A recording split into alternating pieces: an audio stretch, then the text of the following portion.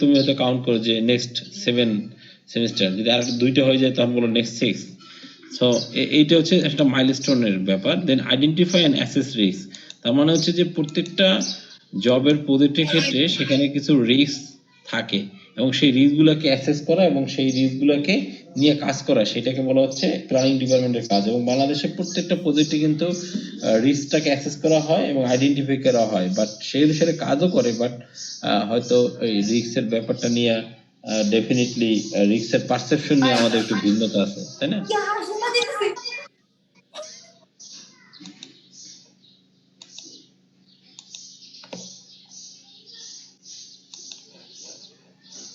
Okay. And then হচ্ছে organize responsibilities. It means that the duty and the authority এই জিনিসগুলোকে তোমাকে distribute করে দেওয়া হয় to the people, to the machine, to the কি বলা হয় অ্যাসাইন পার্সনের কাছে এইসব জিনিস ডিস্ট্রিবিউট করে দেওয়া হয়। এটা হচ্ছে প্ল্যানিং ডিপার্টমেন্টের বেসিক্যালি কাজ।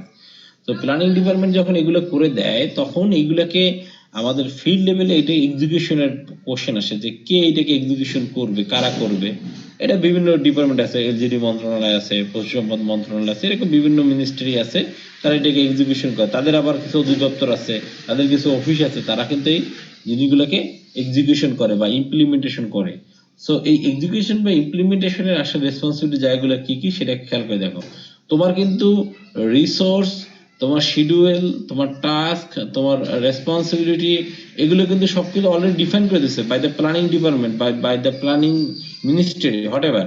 হ্যাঁ, তো এগুলো কিন্তু অলরেডি ডিফাইন। কিন্তু বাংলাদেশে কিন্তু সবসময় ওই টাস্কগুলোকে সবসময় কিন্তু প্ল্যানিং মিনিস্ট্রি অ্যাসাইন করে দেয় না, বাট প্রজেক্টের ক্ষেত্রে এই জিনিসগুলো কিন্তু অলওয়েজ কিন্তু তোমাকে ডিফাইন করে দেয় হচ্ছে তোমার প্ল্যানিং ডিপার্টমেন্ট। হ্যাঁ, তো এখন এক্সিকিউশন এর ক্ষেত্রে তোমার কাজটা কি সেটা দেখো। যারা এক্সিকিউট করে সেদের কাজটা হচ্ছে direct and lead activities. It mean that তোমাকে একদম টপে থেকে তোমার জবের সাথে অ্যাটাচমেন্ট থেকে তোমাকে এইটাকে ডিরেকশন দিতে হবে and you will lead the activities.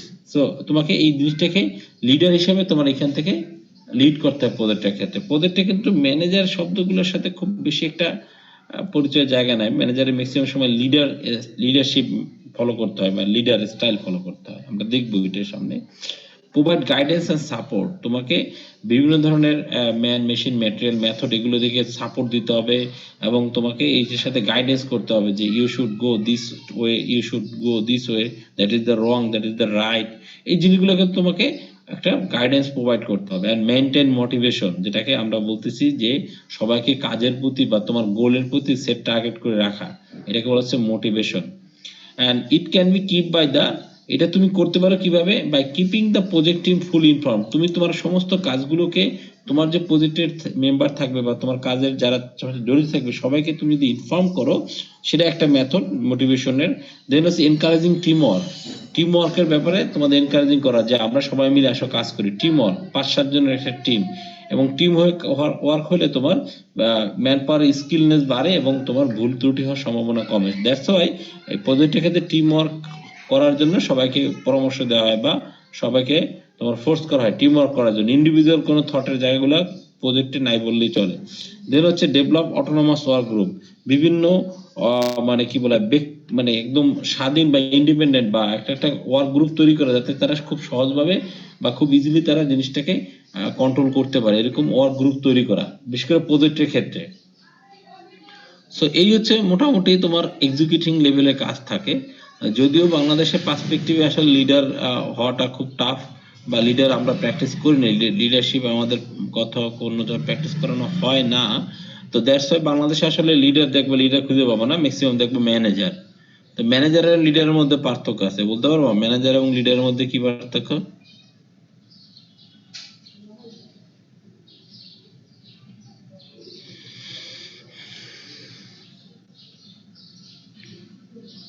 ওই আসো না, সব ঘুমিয়ে গেছো?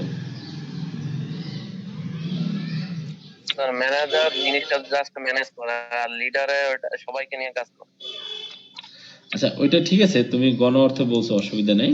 আসলে ম্যানেজার হচ্ছে যে একটা কাজকে সে ডেলিগেট করে দেয় বা অ্যাসাইন করে দেয় এবং রেসপন্সিবিলিটি নিতে চায় না, যে ব্লেমের সে সবসময় কি করে জাস্ট সে একটা কি বলা হয় যে সে একটা ডিস্ট্রিবিউশন নেটওয়ার্ক হিসাবে কাজ করে। বাট একজন লিডার সে ডিস্ট্রিবিউশন নেটওয়ার্ক হিসেবে কাজ করে, সে রেসপন্সিবিলিটি ডিস্ট্রিবিউট করে এবং সেই রেসপন্সিবিলিটি সে নিজের কাঁধে নেয়, বা সে ব্লেম গেম করে না। সে বলে না যে এটা তার মানে সে বলে না যে এটা হচ্ছে ওর ভুল, সে বলে এটা আমাদের সবার ভুল বা আমার ভুল। এটা হচ্ছে লিডার এবং ম্যানেজারের মধ্যে পার্থক্য। ম্যানেজার বলে যে ভুলটা আমার না, আমি যাকে কাজটা দিয়েছিলাম তার ভুল। কথা কি বুঝতে পারছি? তো বাংলাদেশে আসলে এই লিডার পাওয়াটা আসলে আসলে সো সো টাফ। আসলে আমরা শুধুমাত্র ব্লেম দিতেই জানি যে হ্যাঁ ও আসে নাই সুতরাং কাজ হয় নাই, ও অ্যাসাইনমেন্ট জমা দেয় নাই স্যার এই জন্য আমি স্যার জমা দিতে পারি নাই, এরকম আর কি। আমরা সবসময় ব্লেম গেম দিতে অভ্যস্ত থাকি, তাই না?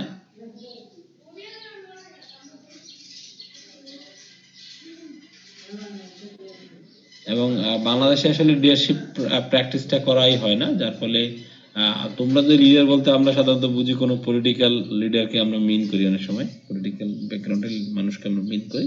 বাট লিডার শব্দটা শুধু ওই পলিটিক্যাল মানুষজনকেই বোঝায় না, লিডার কিন্তু অল ওভার দা মানে ওয়ার্ল্ডের বিভিন্ন অর্গানাইজেশনে বিভিন্ন জায়গায় বিভিন্নভাবে লিডার শব্দটা ব্যবহৃত হয়।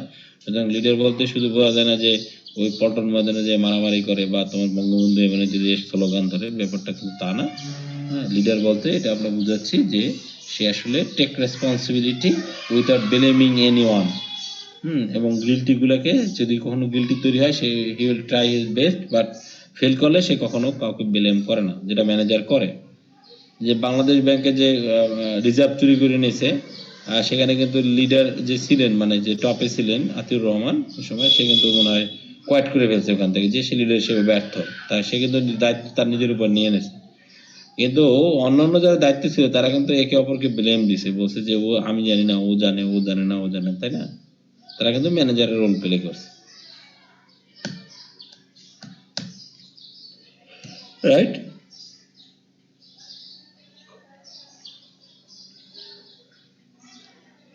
ওকে, দেন দেখো হচ্ছে কন্ট্রোলিংটাকে আমরা এইভাবে বলতে পারি যে আমাদের একটা প্রজেক্টের ক্ষেত্রে মনিটরিং এবং মেজার করার জন্য বা ডেভিয়েশন হলে সেটাকে কন্ট্রোল করার জন্য আমরা এই জায়গায় কিছু মানে ম্যাথোলজি, কিছু প্রিন্সিপাল ফলো করি। তাহলে কন্ট্রোলিং এর কাজটা হচ্ছে চেঞ্জ দ্য প্রজেক্ট স্কোপ। তার মানে হচ্ছে যে if there is any change in the project then you should cope up the project. মানে তোমার প্রজেক্টের চলতি পথে কোনো ধরনের হয়তো তোমাকে একটু মানে চেঞ্জ করতে হইতে পারে, হয়তো ডিজাইন চেঞ্জ করতে হইতে পারে, হয়তো পদ্মা ব্রিজে যে পাইলিং করছে সেখানে কিন্তু ডিজাইন আবার চেঞ্জ হয়েছে। সো এই জিনিসগুলোকে কিন্তু যদি দেখো যে একটা হচ্ছে যে সিরিয়াসলি চেঞ্জ করতেই হবে, ডিজাইনের ভুল ছিল, একটা হচ্ছে যে মানুষ ভুল করতে করতেই সেখানে ভুল হয়ে গেছে, মানে সেইটাকে কন্ট্রোল করা, সেটা হচ্ছে যদি এবং সেটাকে কি করা যাবে আবার অ্যাডজাস্টমেন্ট করা যায় বা সেটাকে কিভাবে আবার কারেকশন করা যায়, সেটা হচ্ছে আমরা কন্ট্রোলিং করবো। Progress toward the milestone, always focus to the goal or objective of the project। আমরা প্রজেক্টে একটা গোল আছে, অবজেক্টিভ আছে, সবসময় আমাদের সেদিকে খেয়াল রাখতে হবে। Then variance in time and cost, তোমাকে খেয়াল রাখতে হবে যে what is the difference between time, actual time and your required time. মানে তোমার ওই যে দেখে না যে লেখা থাকে যে India were 193 by 5 wicket when 15 overs, আর ইংল্যান্ড হচ্ছে 97 5 উইকেট, এটা হচ্ছে 15 ওভার, এরকম থাকে না? তো এই যে দেখো রানের কিন্তু ভেরিয়েন্স আছে, টাইমের ঠিক আছে 15 ওভারে তাদের উইকেট গেছে বেশি চলে। তো এই যে টাইম ভেরিয়েন্সটাকে তোমার প্রজেক্টে খেয়াল রাখতে হবে, এবং সাথে সাথে কস্ট, তুমি কত টাকা তোমার বরাদ্দ ছিল এই পর্যন্ত খরচ করার জন্য, তুমি কত টাকা খরচ করে ফেলছো সেটা তোমার খেয়াল রাখতে হবে। এবং যদি দেখো যে তোমার যে পরিমাণ বরাদ্দ ছিল তুমি তার থেকে বেশি খরচ করে ফেলছো সময়ের সাথে, তাহলে কিন্তু তোমাকে এটাকে লাগাম টেনে ধরতে হবে বা এটাকে কন্ট্রোল করতে হবে। দেন কোয়ালিটি স্ট্যান্ডার্ড, অবশ্যই তোমার একটা প্রজেক্টের ক্ষেত্রে যে কোনো কাজের ক্ষেত্রে স্ট্যান্ডার্ড আছে। তোমাদের বিল্ডিং তৈরি ক্ষেত্রে বাংলাদেশে বিএনবিসি কোড আছে, আমেরিকান বিভিন্ন এএসএমইর স্টিলের ক্ষেত্রে এএসএমইর কোড আছে, এএসটি এর কোড আছে। এই কোডগুলো বা এই স্ট্যান্ডার্ডগুলো অনুসারে জানি কাজগুলো হয় সেটা আমাদের অবশ্যই মাথায় রাখতে হবে। এলজিডির একটা স্ট্যান্ডার্ড আছে, পিডব্লিউডির একটা স্ট্যান্ডার্ড আছে, অবশ্যই সেই স্ট্যান্ডার্ড অনুসারে কাজগুলো হয় সেটা আমাদের খেয়াল রাখতে হবে। অ্যান্ড আমাদের calculate the performance of the project manager of the প্রজেক্টের যে এমপ্লয় থাকবে বা প্রজেক্টের ওভারঅল প্রজেক্টের যে পারফরমেন্সটা তোমাকে মেজার করতে হবে। পারফরমেন্স মেজারের দুইটা ওয়ে আছে, একটা ইফেক্টিভনেস, একটা আছে ইফিসিয়েন্সি। তো কতটা ভালোভাবে কাজগুলো করছে। যেমন কার্নো ইঞ্জিনের এফিসিয়েন্সির কথা মনে আছে তোমাদের নিশ্চয়ই। আমরা যদি কার্নো ইঞ্জিনের 100 ভাগের মধ্যে 60 ভাগ হচ্ছে হিট লস হয়ে যায়, 40 ভাগ মাত্র কাজ করে, তাহলে তার এফিসিয়েন্সি হলো 40%। তো এরকম আমার প্রজেক্টের ক্ষেত্রে আমি আসলে কত টাকা দিছি বিনিময়ে কত টাকা রিটার্ন পাইছি সেই জিনিসটা ক্যালকুলেশন করতে হবে, সেটাকে বলা হচ্ছে তার এফিসিয়েন্সি। বাংলাদেশে ম্যাক্সিমাম প্রজেক্টের এফিসিয়েন্সি নট মোর দ্যান 20%, যদিও কেউ কখনো এখন পর্যন্ত হিসাব করে নাই, বাট এটা কখনো 20%-এর বেশি হওয়ার কথা না। কিন্তু অল ওভার দ্য ওয়ার্ল্ডে এটা 50% আপ পর্যন্ত হয় তার এফিসিয়েন্সি। যে পরিমাণ ইনভেস্ট করে তার থেকে রিটার্ন এই যে তোমার ব্যাপারটা, সেটা এফিসিয়েন্সি অনেকভাবে মেজার করা যায়, but that's the one way. তো এই হচ্ছে মোটামুটি কন্ট্রোলিং এর ব্যাপার। কন্ট্রোলিংটা হচ্ছে যে মাস্টার সাহেবের হাতে ব্যাট আছে, সেই ব্যাট দিয়া লোকজনকে পেটানো, এটাকে বলা হচ্ছে কন্ট্রোলিং। যে সোজা পথে চলো, ভালোভাবে পথে চলো, তাই না? Yes, sir.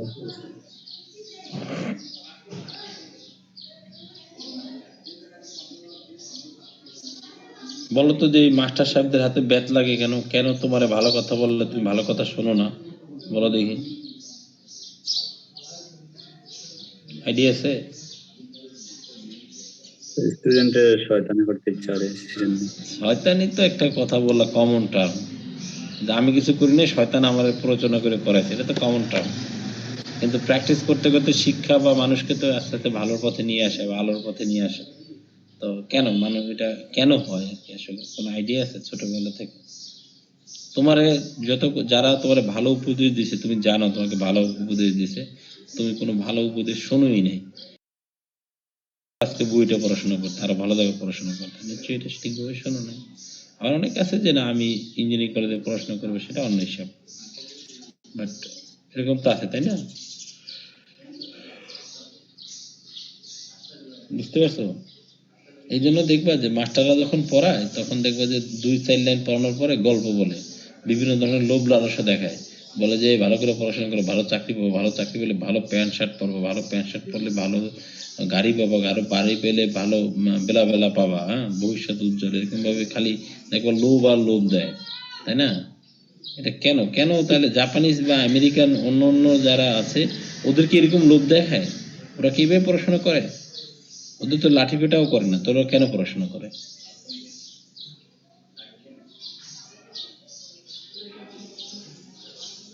তারা স্যার শিখতে জানার জন্য করে, আর আমরা স্যার সাকসেস।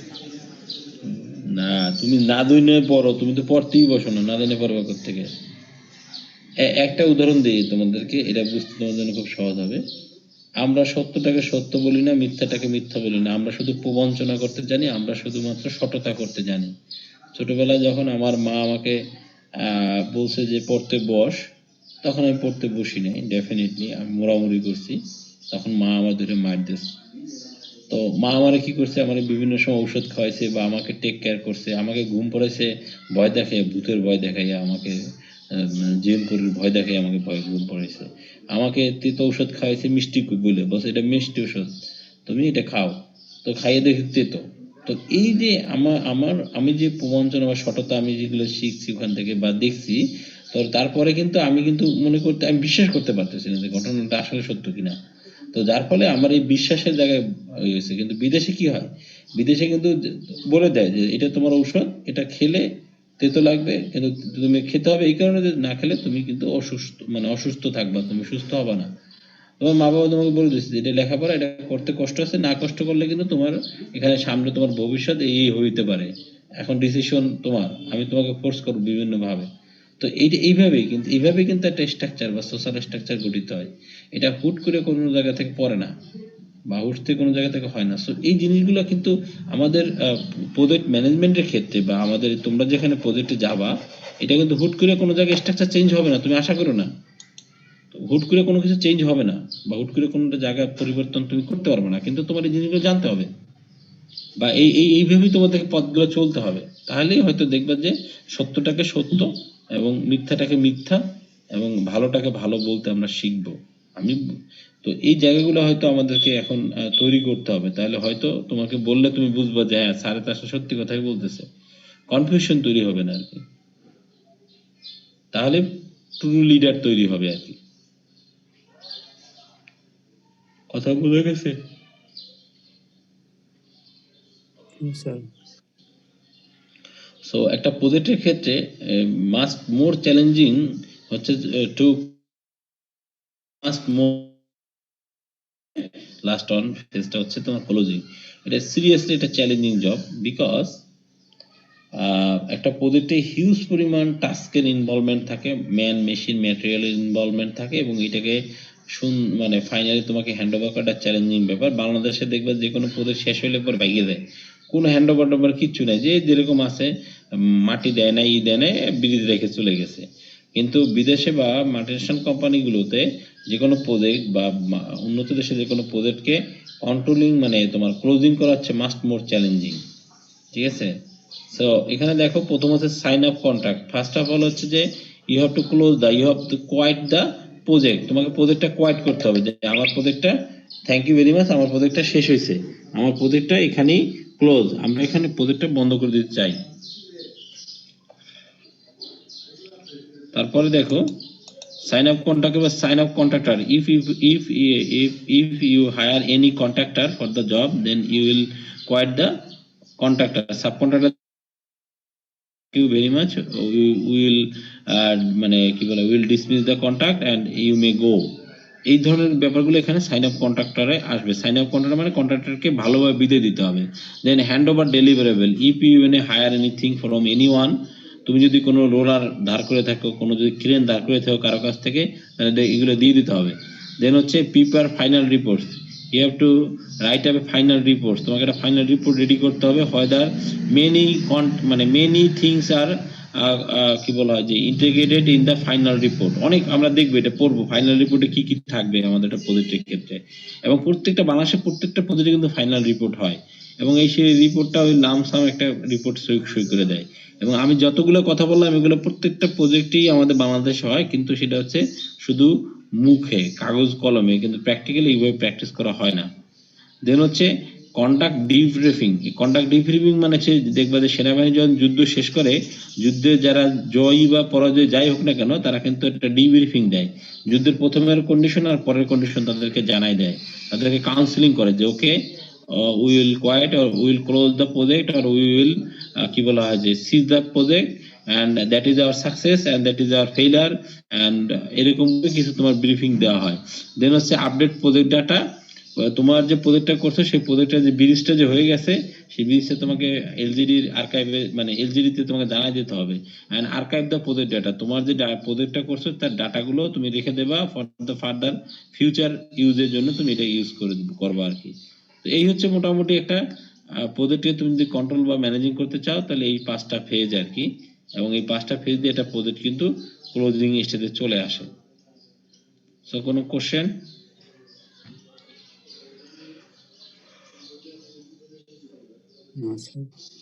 ওকে, তাহলে দেখো একটা প্রজেক্ট কেন ফেল করে। বাংলাদেশে প্রজেক্ট ফেল করার মানে হাজার হাজার কারণ আছে, এই কারণ শুনে তার আমার লাভ নাই।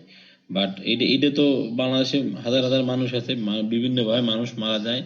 এর কারণ উন্নত বিশ্বে দেখবা যে উন্নত বিশ্বে মানে অনেক সময় দেখা যায় যে রোড অ্যাক্সিডেন্টে মানুষ মারা যায় প্রতিনিয়ত, উন্নত বিশ্বে জিনিসটা কিন্তু কম।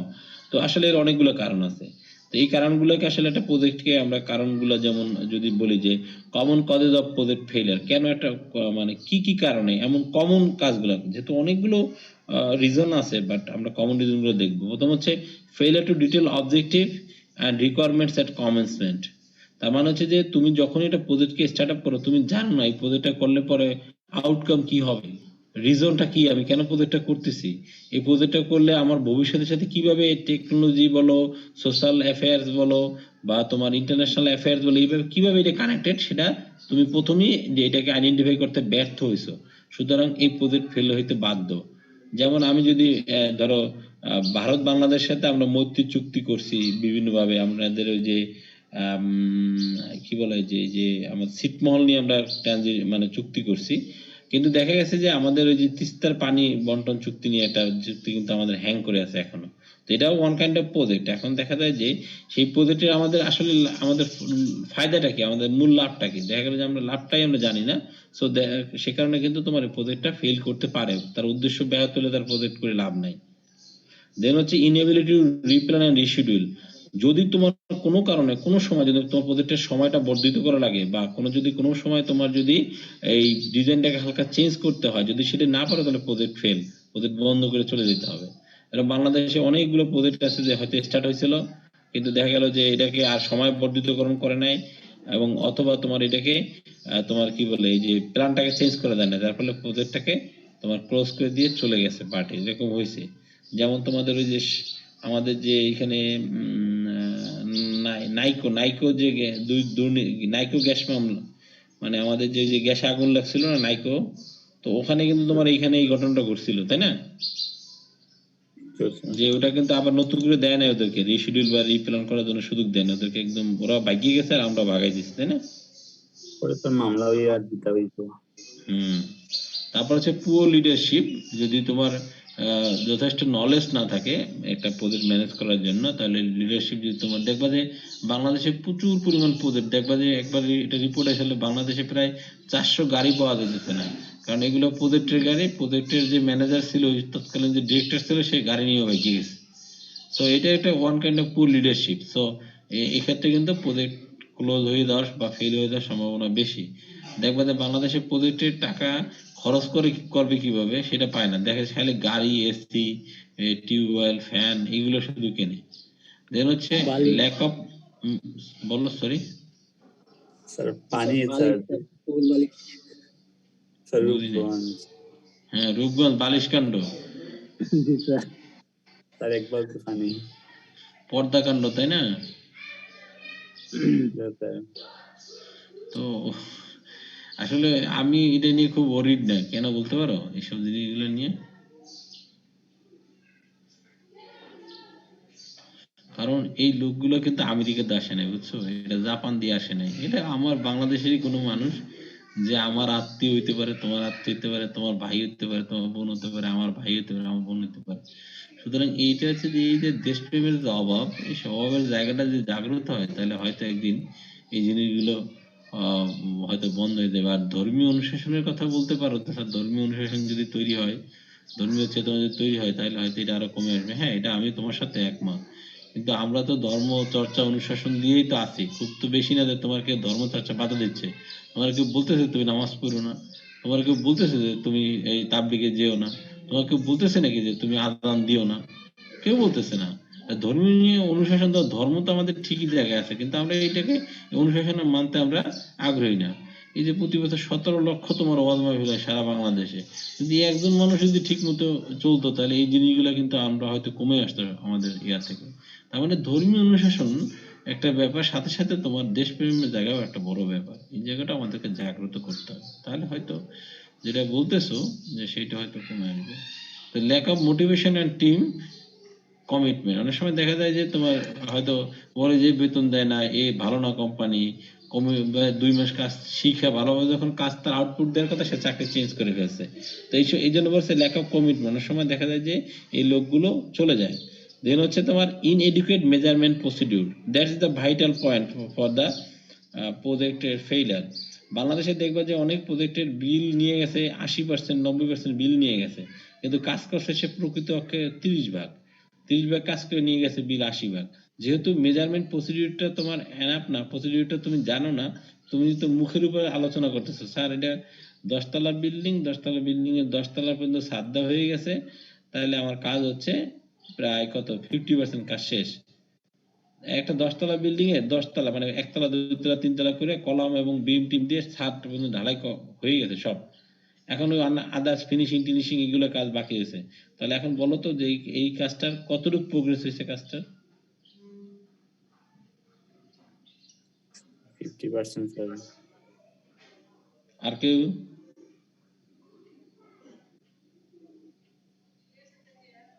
আর কোনো আইডিয়া? না, এটা আসলে 50% কাজ শেষ হয় নাই। এটা কাজ শেষ হয়েছে তোমার 30 থেকে 40% এর মধ্যে কাজ শেষ হয়েছে। কারণ তুমি কলাম আর ইয়ে দিয়ে চলে গেছো, তোমার ছাদ ঢালাই দিয়েছো, তোমার এখানে প্লাস্টার বাকি রয়েছে, তোমার ইটের গাঁথনি বাকি রয়েছে, ইন্টেরিয়র ফিনিশিং বাকি রয়েছে, প্লাম্বিং বাকি রয়েছে, ইলেকট্রিক্যাল বাকি রয়েছে, এসি লাগানো বাকি রয়েছে, তোমার জেনারেটর লাগানো বাকি রয়েছে, তারপর final line touch up, paint, outer paint, inner paint, এই কাজগুলো কিন্তু তোমার বাকি রয়েছে।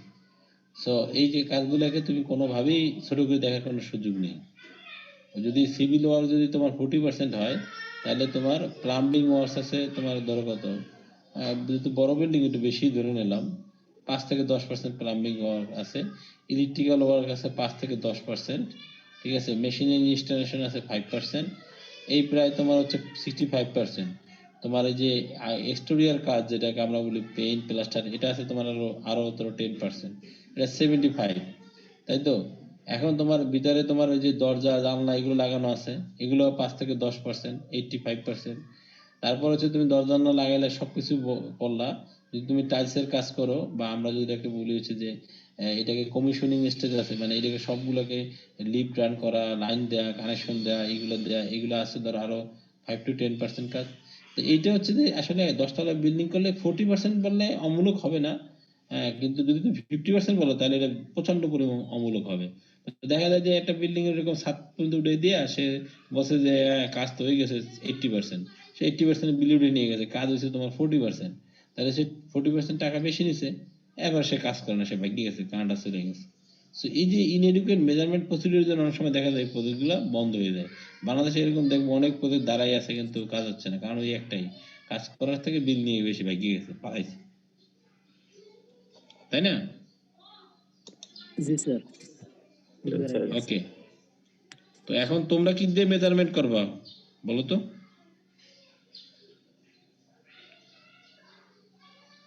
হ্যালো, স্যার বলো তো তোমরা কি দিয়ে মেজার করবা প্রোগ্রেস?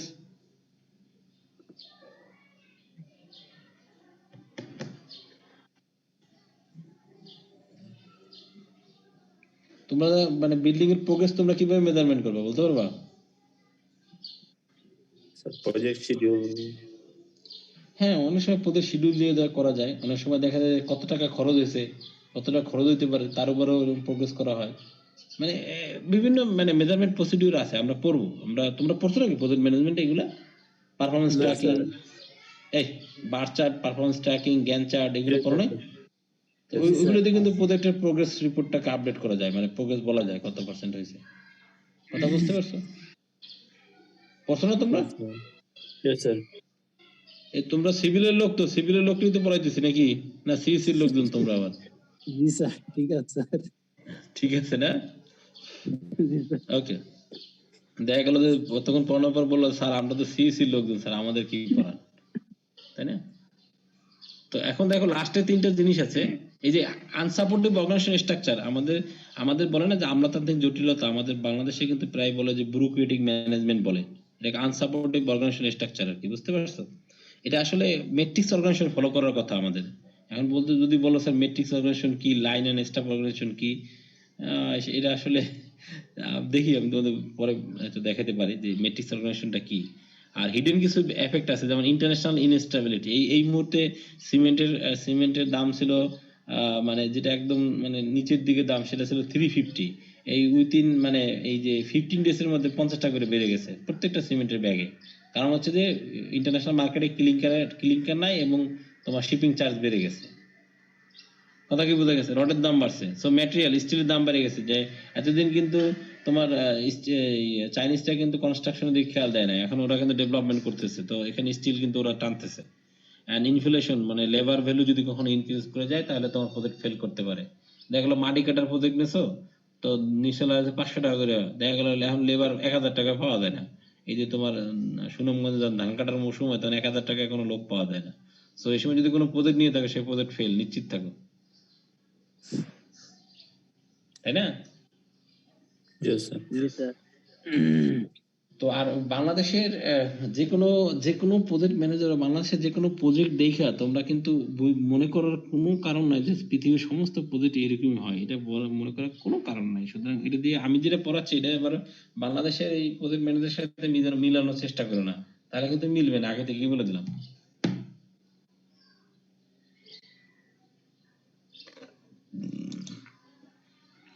ওকে, তো আজকে থাক এই পর্যন্ত, ঠিক আছে? আর তোমাদের নেক্সট ক্লাস কালকে কখন ফ্রি আছো রে সিআর কে?